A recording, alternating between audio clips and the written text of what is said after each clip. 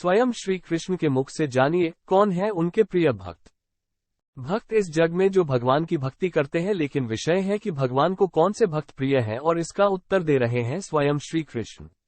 गीता के 12वें अध्याय में कहा है, मुझे प्राप्त करने के लिए सब कर्मों के फल का त्याग करने से तत्काल ही परम शांति प्राप्त होती है। इस प्रकार शांति को प्राप्त हुआ जो पुरुष सब भूतों में द्वेष भाव से रहित एवं स्वार्थ रहित, सबका प्रेमी और हेतु रहित दयालु है, तथा ममता से रहित एवं अहंकार से रहित, सुख दुखों की प्राप्ति में सम और क्षमावान है, अर्थात अपराध करने वाले को भी अभय देता है, तथा जो ध्यान योग में युक्त हुआ निरंतर लाभ हानि में संतुष्ट है, तथा मन और इंद्रियों सहित शरीर को वश में किए हुए मेरे में दृढ़ निश्चय वाला है, वह मेरे में अर्पण किए हुए मन बुद्धि वाला मेरा भक्त मुझे प्रिय है, तथा जिससे कोई भी जीव उद्वेग को प्राप्त नहीं होता है, और जो स्वयं भी किसी जीव से उद्वेग को प्राप्त नहीं होता है, तथा जो हर्ष अहर्ष दूसरे की उन्नति देखकर दुखी होना, भय और उद्वेग आदि से रहित है, वो भक्त मुझे प्रिय है। और जो पुरुष आकांक्षा से रहित तथा बाहर भीतर से शुद्ध और चतुर है, अर्थात जिस काम के लिए आया था उसको पूरा कर चुका है, एवं पक्षपात से रहित और दुखों से छूटा हुआ है, वो सर्व आरंभों का त्यागी, अर्थात मन, वाणी और शरीर द्वारा प्रारब्ध से होने वाले संपूर्ण स्वाभाविक कर्मों में कर्तापन के अभिमान का त्यागी मेरा भक्त मुझे प्रिय है।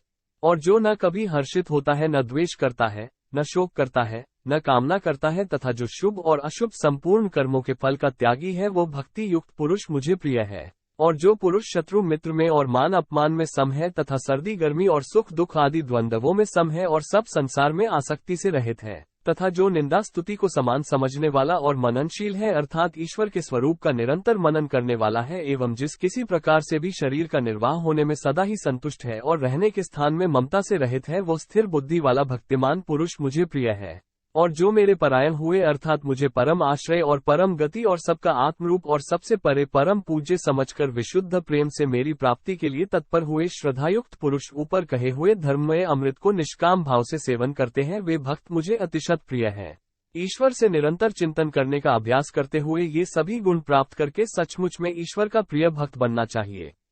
सिर्फ नाम मात्र के लिए पूजा अर्चना करने से सद्गुणों का विकास नहीं होता, बल्कि निरंतर सत्संग सेवा सुमिरन से मनुष्य सचमुच का शाश्वत सुख प्राप्त कर सकता है।